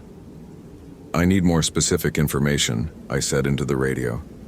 Can you see any trail markers? Do you have GPS coordinates? Please. I'm so scared. It's getting dark and I hear things moving in the trees. Ashley grabbed my arm. Christopher, she whispered urgently. We need to go. Now. I looked at her, surprised by the fear in her voice. "It's just someone who needs help. It's my job." "That voice," she interrupted, her grip tightening on my jacket. "Don't you recognize it?" Before I could ask what she meant, the radio squawked again. "Christopher, why aren't you helping me? I thought you cared about people." The voice was becoming more distinct, more familiar. My stomach dropped as recognition dawned. It sounded like... No, it couldn't be. "Sarah?" I called into the radio. "Sarah, is that you? This isn't proper radio protocol." Laughter echoed from the speaker. Cold, hollow laughter that made the hair on my arms stand up. "Oh, Christopher, you still don't understand, do you?" Ashley was pulling at my sleeve now, trying to drag me down the trail. "We have to leave," she hissed. "Right now." The radio crackled again, and this time the voice was crystal clear. "Christopher, it's me. It's Ashley. I'm lost and I need you to come find me." I stared at the device in my hand, then looked at Ashley standing beside me. She had gone pale, her eyes wide with terror.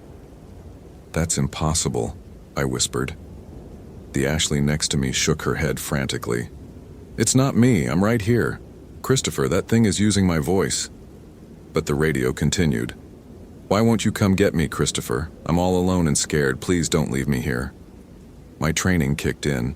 Hoax calls were rare but not unheard of. Kids with CB radios sometimes tried to prank rangers, but the voice was perfect, identical to the young woman standing beside me down to the slight tremor when she was nervous. "Someone's playing games," I said, more to reassure myself than Ashley. "Probably just... Christopher?" The radio voice had changed again. Now it sounded like my wife, Jennifer. "Christopher, where are you? Emma's sick and she's asking for Daddy. You need to come home." My hands were shaking as I keyed the mic. "Jennifer, how did you get on the Ranger frequency?" "Please come home, honey. Emma has a fever and she won't stop crying for you." Emma, my 8-year-old daughter. The voice was perfect. Every inflection, every subtle accent that Jennifer had picked up growing up in Portland. But my wife didn't even know how to use a radio, let alone access Ranger frequencies. Ashley was backing away from me now, her face a mask of pure terror. "Christopher, look at me. Look at my lips, I'm not talking." But the voice that sounded exactly like Ashley continued to pour from the radio. "I found something, Christopher. Something terrible. There are bones here. So many bones. I think this is where they bring people." "Who?" I demanded, fighting the growing panic in my chest. "Who brings people where?" "The ones who live in the static," the Ashley voice replied. "They've been waiting for you, Christopher. They know your name. They know your family." The radio went silent for a moment, then Jennifer's voice returned. "Christopher, I'm scared. There's someone at the door and they're trying to get in. They say they know where you are." I was hyperventilating now, my 17 years of experience crumbling in the face of something impossible. I fumbled for my cell phone, trying to call Jennifer, but there was no signal. There was never cell signal this deep in the forest. "This isn't real," I said aloud, as much to convince myself as Ashley. "Someone's hacking the radio frequency. It's some kind of technology I don't understand." But Ashley wasn't listening. She was staring at something behind me, her mouth open in a silent scream. I turned and saw what had captured her attention. About 50 yards up the trail, a figure was walking toward us. It was a woman in a red North Face jacket, carrying a blue JanSport backpack. She looked exactly like Ashley. I looked back at the Ashley beside me, then at the approaching figure, both identical down to the smallest detail. "Christopher," came the voice from my radio, perfectly synchronized with the approaching woman's lips. "I've been looking for you. Why did you leave me?" The Ashley next to me grabbed my hand. Her palm was ice cold and trembling. "That's not me," she whispered. "Christopher, that thing isn't me." The approaching figure stopped about 20 feet away. When she spoke, her voice came from both her mouth and my radio simultaneously. "You let me disappear, Christopher. You were supposed to protect me. "I found you," I said weakly. "You're right here. I found you." Both Ashleys spoke in unison now, their voices creating an eerie harmony. "Which one of us is real, Christopher? How can you tell? How can you ever be sure?" If this story is giving you chills, smash that follow button for more supernatural horror. What would you do in Christopher's situation? Comment below. My radio erupted with voices. Dozens of them. All people I knew. Jennifer, Emma, my partner Rick, dispatcher Sarah, my father who'd been dead for 3 years. All talking at once, all calling my name, all begging for help. "Christopher, save us. Christopher, we're lost. Christopher, why won't you answer? Christopher, they're coming for your family next." I ripped the radio from my belt and hurled it against a tree. The plastic casing shattered, but the voices continued, now seeming to come from the air around me. "It's in my head," I gasped, pressing my palms against my ears. "It's inside my head." Both Ashleys were advancing on me now, moving with identical steps, identical expressions of false concern. As they drew closer, I could see that neither cast a shadow on the forest floor. "You can't run from the frequency, Christopher," they said in stereo. "It follows you everywhere. Every radio, every phone, every electronic device. We're in all of them now." I stumbled backward, my boot catching on a root. As I fell, I noticed something that made my blood freeze.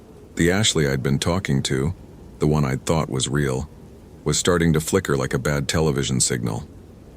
Her edges were becoming indistinct, static-filled. "Oh, God," I whispered. "You're not real either." The flickering Ashley smiled, and her teeth were made of writhing static. "Very good, Christopher, you're learning. The real Ashley disappeared yesterday, just like all the others. We've been wearing her voice, her face, leading you deeper into our territory." I scrambled to my feet and ran. Behind me, laughter echoed through the forest, not just from the Ashley figures, but from every tree, every shadow, every surface that could potentially hide a speaker. The entire forest had become a massive radio, broadcasting my terror back at me. I ran blindly through the undergrowth, branches tearing at my uniform, my breath coming in ragged gasps. My radio training told me to head downhill toward the river, but every direction looked the same. The trees seemed to shift when I wasn't looking directly at them, creating new paths that led deeper into the wilderness. After what felt like hours, I collapsed against a massive Douglas fir, my chest burning. In the silence, I could hear it again, the faint sound of radio static coming from somewhere nearby. I looked around frantically until I spotted it. An old, rusted radio sitting on a moss-covered log about 10 feet away. The kind from the 1950s, with a large antenna and analog dials. It definitely hadn't been there moments before. As I watched, the radio's dial began to move on its own, scanning through frequencies. Each station it passed produced a brief snippet of sound. "Christopher, where are you? Help me, I'm trapped. Your daughter is asking for her daddy. We have Ashley, come and get her." The dial settled on a frequency, and Jennifer's voice came through clear as day. "Christopher, thank God you're there. Listen to me carefully. Emma is missing. She walked out of the house an hour ago and I can't find her anywhere. The police are looking, but... Christopher, she was talking about you. She said she could hear Daddy calling for help on her walkie-talkie." My heart nearly stopped. Emma had a little pink walkie-talkie she'd gotten for her birthday. Jennifer and I had laughed about how she liked to pretend she was a ranger like Daddy. "Christopher, I found a note in her room, in her handwriting. It says, 'Gone to help Daddy in the forest.' Christopher, how could she know where you are?" I stumbled toward the radio, my hands shaking. Jennifer, if this is really you, you need to lock the doors. Don't let Emma out of your sight." But the frequency had changed again. Now it was Emma's small, frightened voice. "Daddy? Daddy, I can hear you, but I can't see you. Where are you? It's getting dark and I'm scared." Tears were streaming down my face. "Emma? Emma, where are you, baby?" "I'm in the forest, Daddy, just like you. A nice lady told me you needed help. She looked just like the missing girl from TV. She said you were hurt and calling for me. The pieces clicked together in my mind with horrible clarity. The entity didn't just mimic voices. It could project them through any radio frequency, anywhere. It had used my voice to lure Emma out of the house, just like it had used Ashley's voice to lead me deeper into the forest. "Emma, listen to Daddy very carefully," I said into the ancient radio, praying she could hear me. "That lady isn't real. You need to run home right now. Run as fast as you can." "But Daddy, she says you're hurt. She says you need me to come help you, just like you help other people." The voice changed again, becoming cold and alien. "She's ours now, Christopher. Just like Ashley, just like all the others who thought they were rescuing someone. Your daughter will make such beautiful sounds when we add her voice to our collection." Pure rage flooded through me, burning away the fear and confusion. This thing, whatever it was, had my daughter. The same protective instinct that had driven me to become a ranger, to spend my life saving others, now focused to a laser point. I grabbed the radio and smashed it against the tree. Sparks flew and the metal casing cracked, but Emma's voice continued to emanate from the broken device. "Daddy, why won't you come get me? I'm scared and alone." "Because you're not my daughter," I growled. "My daughter is safe at home with her mother." But even as I said it, doubt crept in. What if it really was Emma? What if the entity had somehow transported her here? What if I was condemning my own child by not following the voice? The broken radio laughed with Jennifer's voice. "How can you be sure, Christopher? How can you ever be sure of anything again? Every phone call could be us, every radio transmission, every voice you hear for the rest of your life. We're in the frequency now, Christopher. We're everywhere." I closed my eyes and tried to think like a ranger, not a terrified father. The entity fed on doubt, on the inability to distinguish truth from lies. It wanted me confused, panicked, making desperate decisions. But there was one thing it couldn't fake: silence. I turned off my handheld radio and removed the battery. I pulled out my cell phone and turned it off completely. I even took off my wristwatch, which had a small radio receiver for atomic time synchronization. In the sudden electronic silence, the forest returned to normal. Bird calls resumed in the distance. The sound of the Ho River became audible again. Without the constant chatter of false voices, I could think clearly for the first time in hours. I had been heading northwest, away from the main trail. The river was to my south. If I followed it downstream, I would eventually reach the road. From there, I could get to a landline phone and call Jennifer to make sure Emma was safe. But as I started walking, I heard something that made me freeze. Actual human voices calling my name, not from a radio or hidden speaker, but real people shouting through the trees. "Christopher, Christopher, where are you?" It was Rick's voice, my partner, and Sarah from dispatch, and what sounded like a full search and rescue team. My first instinct was relief. Backup had arrived. But then I remembered, the entity could perfectly mimic any voice. How could I tell if these were real rescuers or more phantoms? I climbed up onto a large boulder to get a better view. Through the trees, I could see flashlight beams moving in a coordinated search pattern. If it was the entity, it was putting on an incredibly detailed performance. "Over here," I shouted. "Rick, Sarah, I'm over here."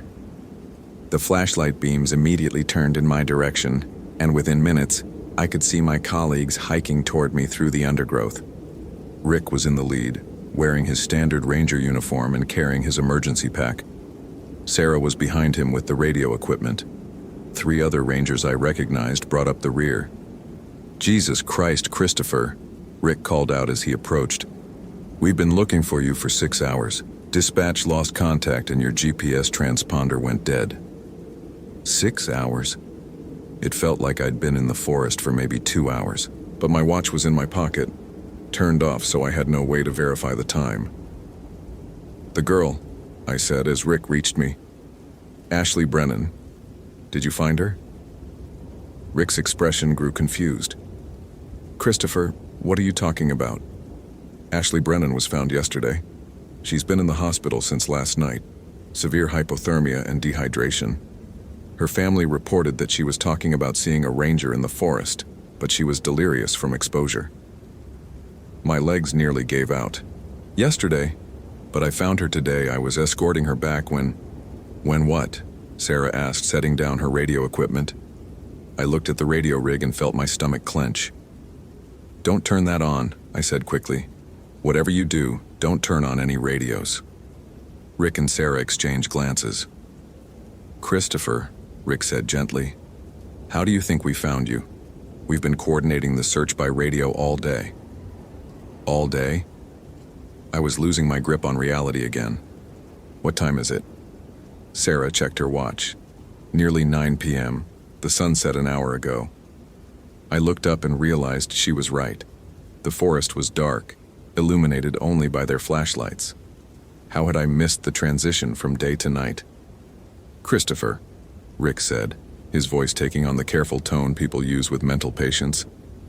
You radioed in this morning that you'd found Ashley Brennan. But when dispatch tried to get an update, all they heard was static. We've been searching for you since noon. This morning? I stared at him in confusion. No, that's wrong. I found her this afternoon. We were walking back and then the radio started. I trailed off as the implications hit me. If Ashley had been found yesterday, if I'd been missing all day, if everything I remembered was wrong. The entity, I whispered. It's been playing with my memory. It's been showing me things that aren't real. Rick stepped closer, his expression concerned. Entity? Christopher, what entity? Before I could answer, Sarah's radio crackled to life. Rick? Sarah? This is base station. We've got a problem. We just received a distress call from Christopher's daughter. Emma Brennan says her father is calling for help from somewhere in the forest. My blood turned to ice. Emma's last name isn't Brennan, I said slowly. It's Morgan. Emma Morgan. Sarah keyed her radio. Base station, please repeat. Did you say Emma Brennan? Negative. Emma Morgan. She's 8 years old and claims her father contacted her on her toy walkie-talkie asking for help. Her mother is frantic. The radio fell silent. Then Jennifer's terrified voice came through. Please, you have to find him. Emma says Christopher is trapped somewhere and that bad people are trying to hurt him. She's been talking to him for hours on that damn toy, but every time I try to take it away, she screams that Daddy needs her help. Rick and Sarah were staring at me with growing alarm. Christopher, Rick said carefully. Your daughter's name is Emma Morgan, right? I nodded, unable to speak. And the missing hiker was Ashley Brennan? Another nod. So, why did you just say Emma's last name was Brennan? I hadn't realized I'd said that. The entity was still in my head, still mixing up reality and fiction, still making me question everything I knew to be true. Sarah's radio crackled again. We need all units to return to base immediately. We've got multiple reports of false distress calls coming from different parts of the forest. Hikers are calling in voices asking for help. But when we send teams to investigate, there's no one there. Also, the voice continued, we've had 3 rangers go missing in the last hour while investigating these calls. Last radio contact placed them all in Grid 7, which is approximately 2 miles from Christopher's last known position. Rick grabbed the radio from Sarah. Base station, this is Rick. We've found Christopher and he's safe. We're bringing him out now. Negative, Rick. Christopher is already here at base station. He returned 20 minutes ago reporting that the Ashley Brennan situation was resolved.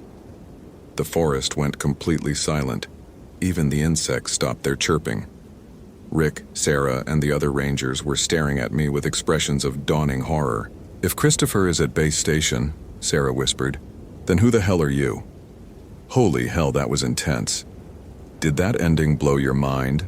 Like if you want more terrifying ranger stories, follow for daily supernatural horror. And comment your theory about what really happened to Ashley. I read every single one. I felt my face, my hands, my body. Everything felt real and solid. I'm Christopher, I said desperately. I'm the real Christopher. That thing at base station is the entity. It's impersonating me. But as the words left my mouth, I realized the terrible truth. I had no way to prove who I was. No way to distinguish myself from a perfect supernatural copy. For all I knew, I was the copy, implanted with false memories of a life that belonged to someone else. The entity had won. It had created a scenario where truth became impossible to determine, where every voice could be a lie, where even my own identity was in question. Rick was backing away from me now, his hand moving toward his emergency radio. "Base station," he said slowly. "We need immediate backup at Grid 7. We have a situation." "Copy that, Rick. Christopher is standing right here if you want to talk to him." A voice came through the radio that was unmistakably mine. "Rick, thank God you found someone. I've been worried sick. That person you're with, they're not who they claim to be. I've been trying to track down this thing all day. It's been impersonating missing hikers to lure rangers into the forest." "No," I said, my voice breaking. "That's not me. I'm me. I'm Christopher Morgan. My wife is Jennifer. My daughter is Emma. She's 8 years old and she loves to pretend she's a ranger. We live on Cedar Street in Port Angeles. My badge number is 2847. Rick spoke into the radio. "Christopher, what's your badge number?" 2847, came the immediate reply in my voice. "Rick, be very careful. This entity can access memories, personal information, everything. It's been studying me all day." Sarah was slowly reaching for her sidearm. "Christopher," she said to me, "what was the last thing you said to your wife this morning before leaving for work?" I searched my memory desperately. I told her I'd be home for dinner, that I wouldn't miss Emma's soccer practice. The radio crackled. That's exactly what it would say. "Rick, Emma doesn't have soccer practice on Mondays. She has piano lessons. The real Christopher would never forget that." My heart sank. Piano lessons. Emma had piano lessons on Monday. How could I have forgotten something so basic about my own daughter's schedule? Unless I wasn't the real Christopher. Unless I was just a collection of stolen memories and false experiences, created by something that didn't quite understand the details of human life. "I don't know what's real anymore," I whispered, sinking to my knees. Rick kept his radio keyed. "Christopher, if you're really you, what did Emma give you for Father's Day last year?" Silence stretched for several seconds before my voice came through the speaker. "A coffee mug she made in art class. It said World's Best Daddy and had her handprint on it." I stared at the radio in horror. That was exactly right. But I remembered it too. We both had the same memories. "Rick," the radio continued in my voice, "ask it about the scar on my left shoulder. The real Christopher would know how he got it." Sarah trained her flashlight on my left shoulder. Through my ranger shirt, the outline of an old scar was barely visible. I remembered getting it as a child, falling off my bike and catching my shoulder on a broken fence post. "Bike accident when I was 9, I said. Caught my shoulder on a fence post trying to avoid hitting Mrs. Henderson's cat. The radio response was immediate. "See? It knows everything about me. But here's something only the real Christopher would know. What did I find in Emma's backpack last week that I didn't tell Jennifer about?" My mind went blank. I had no memory of finding anything in Emma's backpack, let alone keeping it secret from Jennifer. "A pregnancy test," the radio voice continued. "Jennifer doesn't know about it yet. I've been trying to figure out how to handle the situation." The words hit me like a physical blow. Emma was only 8 years old. Why would she have, unless someone had given it to her, or she'd found it somewhere, or... I realized I was thinking about it wrong. The entity was making things up, creating false scenarios to confuse the real rescue team. Or maybe I was the false one, and the real Christopher was desperately trying to prove his identity from base station. "None of this is real," I said aloud. "The pregnancy test, the perfect memories, the identical scars. You're creating all of it. You're making us doubt everything." Rick and Sarah were now flanking me, their weapons drawn but not yet pointed in my direction. They were trained professionals trying to handle an impossible situation. "Rick," the radio said in my voice, "it's right about one thing. Nothing can be trusted anymore. This entity has corrupted everything. Radio frequencies, memories, even physical evidence. There's only one way to end this. What? Rick asked. You have to destroy all radio equipment in the forest. Every radio, every cell phone, every electronic device. Cut off its ability to communicate. Then it'll be trapped in whatever form it's currently wearing. I felt a chill of recognition. The entity wasn't trying to prove its identity. It was trying to eliminate all electronic communication so it could operate without interference. Don't listen to it, I said urgently. It wants you to destroy the radios because that's how it spreads. Through radio frequencies. If you cut off communication, you'll be isolated and vulnerable. Exactly what it would say. The radio responded immediately. Rick, Sarah, think about it. Has anything made sense since you started using radios to coordinate this search? How many false calls have you received? How many voices have led you in circles? Sarah lowered her radio slightly. It has a point. We've been getting dozens of fake distress calls all day. Maybe if we shut down electronic communication. No, I said desperately. That's what it wants. It's trying to isolate you so it can pick you off one by one. Your only protection is staying in contact with base station. But even as I said it, I wondered if I was wrong. Maybe the electronic silence was the answer. Maybe the entity could only function through radio waves and electronic devices. The terrible truth was that there was no way to know. The entity had created a perfect paradox where any action could be right or wrong, where trust was impossible, where even my own thoughts might not be my own. Last test, the radio said in my voice. Rick, remember what we talked about last Christmas at the station party? About why I really became a ranger? Rick nodded slowly. Yeah, I remember. Then you know what I'm going to ask you to do. Rick's face went pale in the flashlight beam. He raised his sidearm and pointed it directly at my chest. I'm sorry, he said, his voice breaking. But the real Christopher told me that if we ever encountered something like this, something that could perfectly mimic people, there was only one way to be sure. What are you talking about? I asked, backing away from the gun. He made me promise, Rick continued, tears streaming down his face. If I ever had to choose between two Christophers, I should shoot the one standing in front of me, because the real Christopher would never put me in that position. He'd rather die than make me choose. The radio crackled with my voice. Do it, Rick. End this thing before it hurts anyone else. I stared at my friend, my partner of 8 years, as he prepared to kill me based on the word of a voice coming through a radio speaker. The entity had orchestrated this perfectly. Whether I was real or fake, someone was going to die, and the survivor would never be certain they'd made the right choice. Rick, I said quietly, if you pull that trigger, you'll never know if you killed your friend or saved him. Is that something you can live with? His hand was shaking now, the gun wavering between my chest and the ground. Do it, the radio urged. Every second you hesitate gives it more time to corrupt your mind, to make you doubt what you know is right. Sarah stepped forward. There has to be another way. Some test that only the real Christopher would pass. But I realized there wasn't. The entity was perfect. It had all my memories, all my mannerisms, all my knowledge. The only difference was location.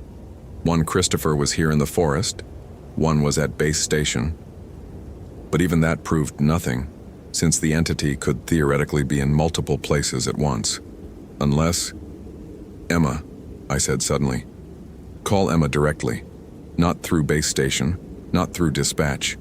Call her at home on the landline. If there's one thing the entity can't fake, it's a real conversation with someone who loves me. Rick considered this, then shook his head. But how would we know the voice we're hearing is really Emma?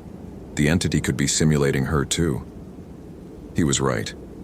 The entity had created a closed loop of doubt where nothing could be verified, where every piece of evidence could be false, where reality itself had become unreliable. The radio spoke again in my voice. Rick, I need you to listen very carefully. The entity is about to try something new. It's going to offer you a solution that seems logical but is actually designed to help it escape. Don't trust anything it says next. I opened my mouth to speak, then closed it. Anything I said now would be dismissed as the entity's attempt to escape. The thing had managed to discredit me before I even spoke. That's when I realized the truth. It didn't matter who was real and who was fake. The entity had already won. It had destroyed trust, corrupted communication, and turned friends into enemies. Even if Rick chose correctly, even if he killed the right target, the damage was done. None of us would ever trust a radio call again. None of us would ever be certain of another person's identity. The entity hadn't just invaded our radios. It had invaded our minds, planting seeds of doubt that would grow and spread long after this night was over. I looked at Rick, still holding the gun on me, tears streaming down his face as he struggled with an impossible choice.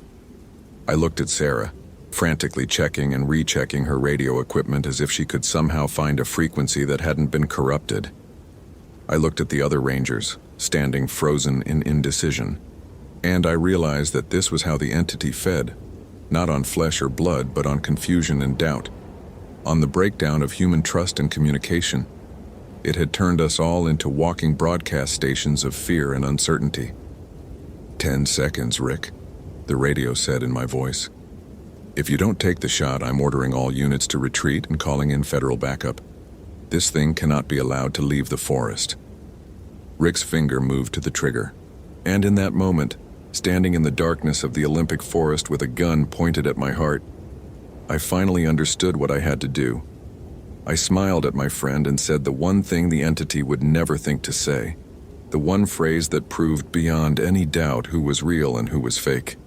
Rick, don't shoot. I forgive you either way. The gun lowered slowly as understanding dawned in Rick's eyes. The real Christopher would never order anyone to kill. The real Christopher would understand the impossible position his friend was in. The real Christopher would forgive. The radio went silent for the first time in hours, and in that silence, I heard something beautiful. Emma's real voice calling my name from somewhere in the forest, not from a speaker or radio, but echoing through the trees as she and Jennifer searched for me with flashlights and love. Daddy! Daddy! Where are you? I ran toward my daughter's voice, leaving the static and lies behind, my family's love guiding me home through the darkness. The phantom frequency could mimic any voice, steal any memory, corrupt any signal, but it could never replicate the one thing that truly mattered, the pure, uncorrupted love between a father and his child. That frequency was mine alone. End of transmission.